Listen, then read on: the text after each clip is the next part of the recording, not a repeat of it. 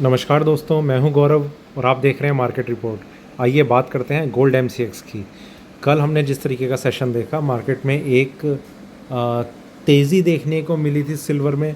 Gold जो था वो ऊपर जाने की बार बार कोशिश कर रहा था, पर उसे कुछ एक स्ट्रॉन्ग या तो उसकी स्ट्रेंथ इस तरीके से बन के नहीं आ रही थी कि वो ऊपर जा पाए।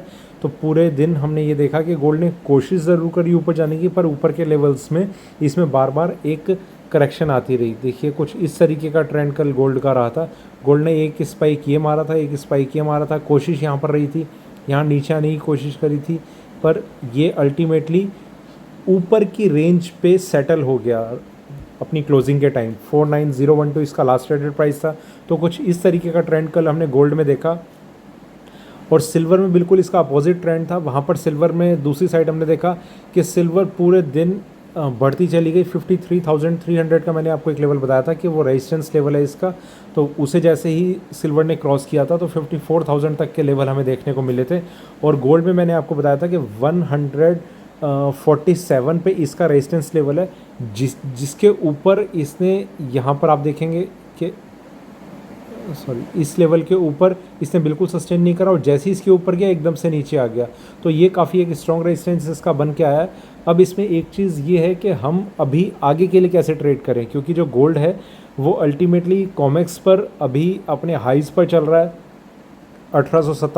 1817 डॉलर का प्राइस है। सिल्वर भी अपने हाई पर है। तो गोल्ड में अभी हम किस तरीके से ट्रेड करें। देखिए, ये आप एक चीज़ को देख कर थोड़ा सा कंफ्यूज शायद हो रहे होंगे कि गोल्ड अगर कॉमेक्स में इतनी ऊपर है तो यहाँ पर इसके हाइज पर हाइज क्यों नहीं लग रहे, जब वहाँ पर इसने एक नया हाई बनाया। तो देखिए, उसका रीज़न सिर्फ एक ही है कि डॉलर और रुपी का जो कन्वर्जन रेट है वही एक है। रुपी जो है वो एप्रिशिएट हुआ है डॉलर के मुकाबले में, तो रुपी जितना एप्रिशिएट होता रहेगा उसको उतनी ही मजबूती मिलेगी एमसीएक्स में ऊपर ना जा, मतलब नीचे जाने के लिए।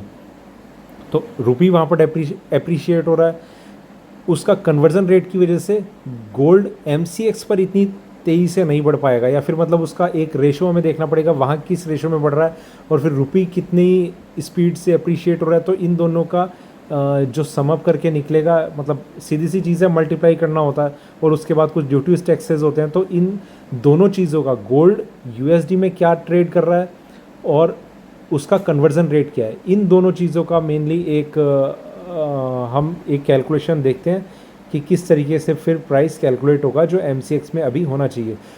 तो फ़िलहाल हमने देखा कि 49189 का मेरे ख्याल से लेवल था जो इसने हाई लगाया था।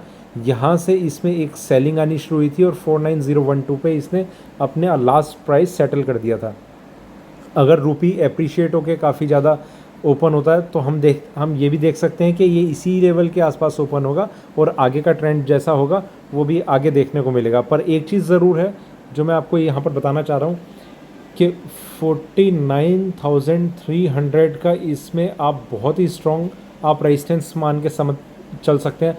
अगर ये लेवल क्रॉस कर देता है तो एकदम से इसमें थोड़ी जंप आनी शुरू हो जाएगी जो इसे नए हाइज पे ले जा सकती है। 49,700 तक का एक एक्सपेक्टेड लेवल रहेगा अगर इस लेवल को क्रॉस करता है, क्योंकि उसका मैं आपको रीज़न दिखाता हूँ। देखिए, ये 15 मिनट का चार्ट है। थोड़ा सा आगे बढ़ते हैं, 1 घंटे की तरफ बढ़ते हैं। यहाँ पर आप देखेंगे कि बार बार इसे इन लेवल्स पे एक रेजिस्टेंस फेस करने को मिल रहा है। ये देखिए, वैसे तो तेज़ी आने के चांसेस तभी हो जाएंगे अगर ये कल का ये हाई ब्रेक कर देता है, ठीक है, पर फिर भी थोड़ा सा इसे रेजिस्टेंस का एक ये लेवल और ज़रूर मिलेगा।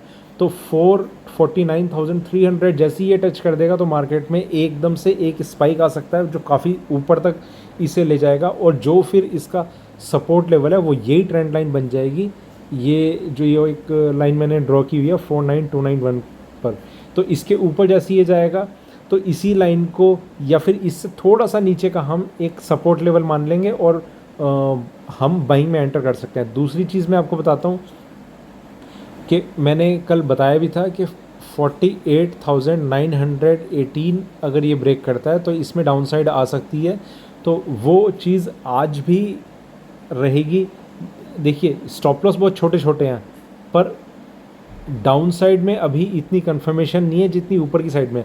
अगर डाउन साइड में ये जाने लगता है तो इसका आप स्टॉप लॉस लगा लेंगे 49,189 का, ठीक है। और अगर ये ऊपर में जाता है तो बिल्कुल 49,000 का भी आप स्टॉप लॉस लगाएंगे तो बहुत ज़्यादा सफिशिएंट होगा। बाकी ये लेवल ज़रूर कंसीडर करना होगा उसके बाद, क्योंकि एकदम से ये लेवल क्रॉस करने के बाद एकदम से इसमें जो जंप आएगी वो काफ़ी स्पीड से इसे ऊपर की तरफ खींच के ले जाएगी। तो फिर एकदम से जैसे जैसे ये ऊपर जाएगा तो आप अपना स्टॉप लॉस भी ट्रेल कर सकते हैं। तो दोनों लेवल मैंने आपको बता दिए हैं। ऊपर में 49,300 अगर ये ब्रेक करता है, देखिए मैं आपको एक चीज़ बताता हूँ, आप इसी लेवल को 49,200 को ही आप अपना एक लेवल समझ सकते हैं ख़रीदने का। उसमें आपको थोड़ा सा ये देखना होगा कि मार्केट जो है वो एकदम स्पीड से ऊपर की तरफ जा रहा है या फिर धीरे धीरे जा रहा है। दोस्तों दूसरा मैं आपको कारण बताता हूँ गोल्ड के एक रेंज में ट्रेड करने का, बावजूद इसके कि सिल्वर इतनी स्ट्रांगली रिएक्ट कर रही थी। तो उसका ये रीज़न भी है कि क्रूड ऑयल में अगर एकदम से अब जैसा कॉन्ट्रैक्ट तो एक्सपायर हो चुका है, अब अगर उसमें एक धीरे धीरे एक जंप आनी शुरू होती है ऊपर की साइड में, तो उस चीज़ का भी प्रेशर गोल्ड पे बिल्डअप होता हुआ हमें नज़र आएगा और गोल्ड जो है वो बहुत ही स्ट्रांगली अपसाइड में रिएक्ट नहीं कर पाएगा।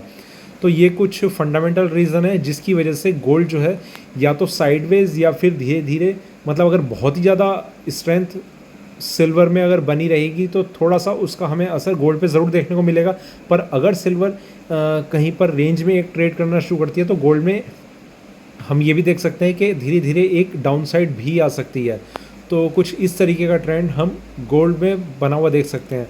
अभी ये हम 1 घंटे के चार्ट पे बात कर रहे थे, आइए थोड़ा सा आगे बढ़ते हैं, 4 घंटे की तरफ बढ़ते हैं। यहाँ भी हम देखेंगे कि ये गोल्ड बिल्कुल अपने हाइज पर ट्रेड कर रहा है, ठीक है, कहीं पर इसमें कोई चेंज नहीं आ रहा।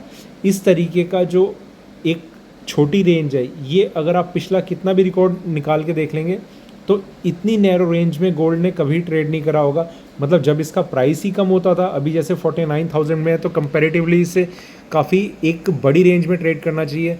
तो अगर आप पिछले का मतलब बहुत बड़े टाइम का भी अगर एक रिकॉर्ड निकाल के देखेंगे तो गोल्ड इतनी नैरो रेंज में कभी ट्रेड नहीं करता था। तो ये मैं आपसे ये कहना चाहता हूँ कि थोड़ा सा आपको संभल के ट्रेड करना पड़ेगा। 49,300 के ऊपर आप बाइंग कर सकते हैं, एकदम से एक उछाल सा आ सकता है, वहाँ पर आप प्रॉफिट बुक करेंगे और निकल जाएंगे। दूसरी चीज़ मैंने आपको बताई 48,918 के नीचे अगर ये आता है तो इसमें सेलिंग प्रेशर और ज़्यादा तेज़ हम होता हुआ देख सकते हैं। तो कुछ इस तरीके का ट्रेंड हम गोल्ड में आज देख सकते हैं। तो ये था मेरा गोल्ड पे आज का वीडियो अच्छा लगे तो लाइक करें, शेयर करें, बने रहें मेरे साथ, देखते रहिए मार्केट रिपोर्ट। धन्यवाद।